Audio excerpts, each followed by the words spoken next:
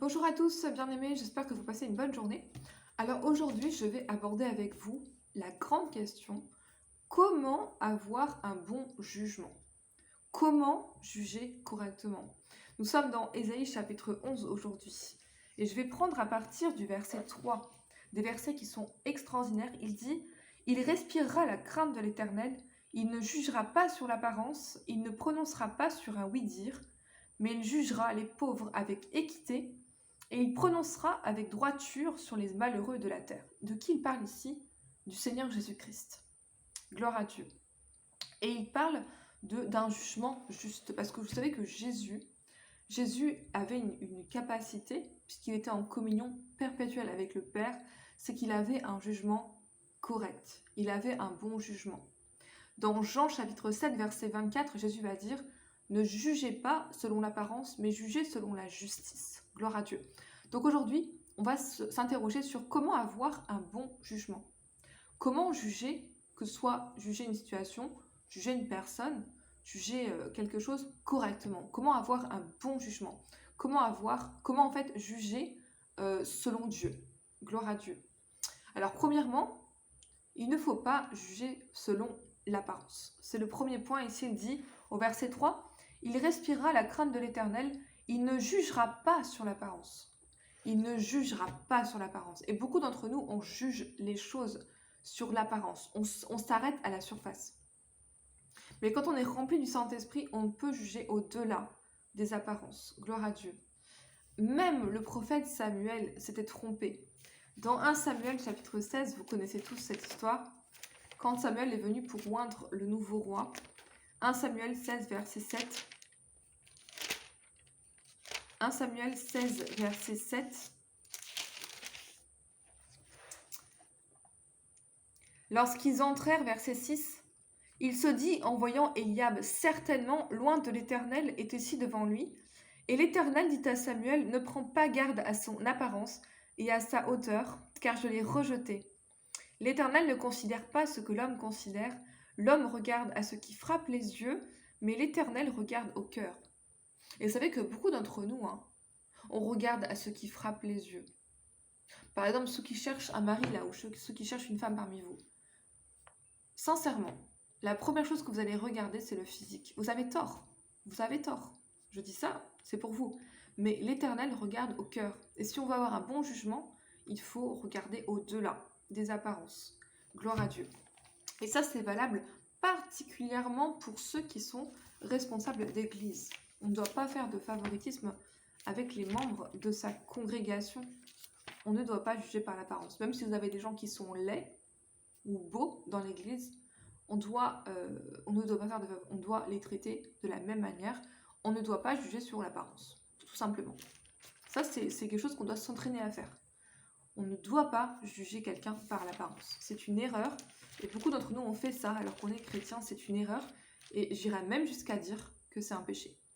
Jacques, chapitre 2, à partir du verset 1. « Mes frères, que votre foi en notre Seigneur Jésus-Christ soit exempte de toute acception de personne. Supposez en effet qu'il entre dans votre assemblée un homme avec un anneau d'or et un habit magnifique, et qu'il y entre aussi un pauvre misérablement vêtu. Si, tournant vos regards vers celui qui porte l'habit magnifique, vous lui dites « Toi, assieds-toi là à cette place d'honneur », et si vous dites au pauvre « Tiens-toi debout », Amen, ou bien « Assieds-toi là au-dessus de mon marchepied », ne faites-vous pas en vous-même une distinction, et ne jugez-vous pas sous l'inspiration de mauvaises pensées. Vous voyez, en fait, dès qu'on juge par l'apparence, on est dans l'erreur. On n'a plus un bon jugement. Amen. On n'a plus un bon jugement. Bon, ça c'est le premier point. Maintenant, il faut aller plus loin aujourd'hui. On est toujours dans Ésaïe chapitre 11. Et on parle aujourd'hui d'avoir un bon jugement. Comme le Seigneur. Le Seigneur a toujours un bon jugement. Jésus ne se trompe jamais. Son jugement est saint et son jugement est toujours correct. Pourquoi? Premièrement, il ne juge pas par l'apparence. Deuxièmement, il ne prononce pas sur un oui-dire. Au verset 3, il dit « Il ne prononcera pas sur un oui-dire ». Ça veut dire quoi en fait, prononcer sur un oui-dire? Ça veut dire que vous allez juger quelqu'un selon ce qu'on dit de lui. Vous allez juger quelqu'un selon ce qu'on dit d'elle. Mais vous savez que souvent, la réputation n'est pas toujours exacte. La réputation d'une personne peut être erronée. Ce que disent les gens de quelqu'un peut être erroné. Ça peut être lié à la jalousie, ça peut être lié à la méchanceté, mais souvent, quand par exemple, je sais pas si ça vous est déjà arrivé, quand en fait on entend parler de quelqu'un négativement, et après on apprend à connaître la personne, et on se rend compte que finalement sa réputation n'est pas du tout... On se demande, mais pourquoi est-ce qu'elle elle a une telle réputation? C'est une personne bien. Pourquoi est-ce que les gens disent du mal? Vous voyez, il ne prononcera pas sur un oui-dire. Et ça, c'est important. Et ça doit nous venir du discernement. C'est-à-dire que ne prêtez pas attention à tout ce que les gens disent. Job 12, verset 11. Job 12, verset 11. Job 12, verset 11, il dit... L'oreille ne discerne-t-elle pas les paroles comme le palais savoure les aliments? Vous voyez, donc tout ce qu'on entend, on doit avoir un filtre. Et le Saint-Esprit peut vous donner, peut vous faire la différence entre le vrai et le faux. Tout ce qu'on entend n'est pas correct. Tout ce qu'on entend, beaucoup de choses sont des calomnies, beaucoup de choses sont des mensonges sur les gens. On se fait des jugements à partir de ce qu'on entend, et finalement, ça devient des jugements qui sont faux. On est dans l'erreur et on ne juge pas correctement. Et troisièmement, donc on a vu premièrement ne pas juger par l'apparence. Deuxièmement, ne pas prononcer sur un oui-dire. Et troisièmement, si je reprends Ésaïe, toujours Ésaïe chapitre 11, c'est notre référence du jour, il dit, en fait, le troisièmement, c'est ne pas faire de favoritisme. Ne pas faire de favoritisme. Il dit, il jugera les pauvres avec équité et il prononcera avec droiture sur les malheureux de la terre. Donc que ce soit le riche ou le pauvre, on ne doit pas faire de favoritisme. Et ça, c'est très difficile. Si vous êtes pasteur, ça, c'est très difficile à faire. Vous aurez naturellement tendance à favoriser le riche. Particulièrement s'il n'arrête pas de vous donner pour bâtir l'église, vous allez forcément, en fait, même inconsciemment, vous aurez tendance à le favoriser. Et ça, c'est une erreur. Vous n'aurez pas un bon jugement si vous faites ça. Alléluia. Vous n'aurez pas un bon jugement si vous faites ça.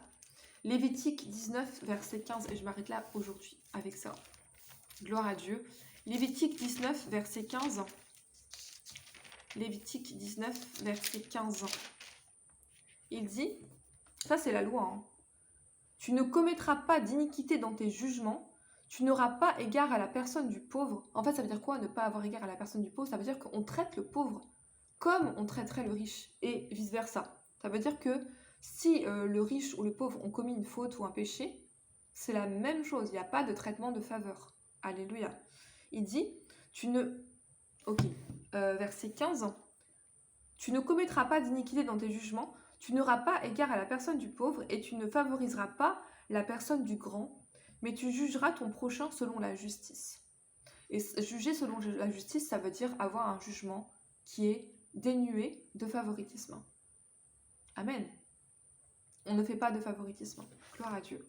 Quelques versets encore pour vous et je m'arrête là pour aujourd'hui. Proverbe 24, verset 23. Proverbe 24, verset 23. Donc aujourd'hui, on a appris à avoir un bon jugement. Et ça, c'est valable pour toutes les choses de la vie. Pas seulement pour les personnes, mais ça peut être juger une situation, juger tout ce que vous voulez. Avoir un bon jugement. Avoir un bon jugement. Gloire à Dieu. Proverbe 24, verset 23. Voici encore ce qui vient des sages. Il n'est pas bon, dans les jugements, d'avoir égard aux personnes. Donc ça veut dire de faire du favoritisme. Et je conclus avec Job 34, un verset que j'aime beaucoup, qui est très instructif, parce qu'il parle de la justice de Dieu. Vous lirez Job 34, on a déjà traité le livre de Job. Job 34, verset 19. Là, il parle de Dieu. Et vous savez qu'une des caractéristiques de la sainteté de Dieu, de l'excellence de Dieu, c'est que lui ne fait pas de favoritisme. Dieu ne fait jamais de favoritisme. Amen. Dieu ne fait pas de favoritisme. C'est pour ça qu'il est saint. Il est droit, il est juste, il ne fait pas de favoritisme. Et beaucoup d'entre nous, on fait du favoritisme. Job 34, verset 19, il dit, à propos de Dieu, « Il n'a pas égard à l'apparence des grands, il ne distingue pas le riche du pauvre, parce que tous sont l'ouvrage de ses mains. » Amen. Gloire à Dieu.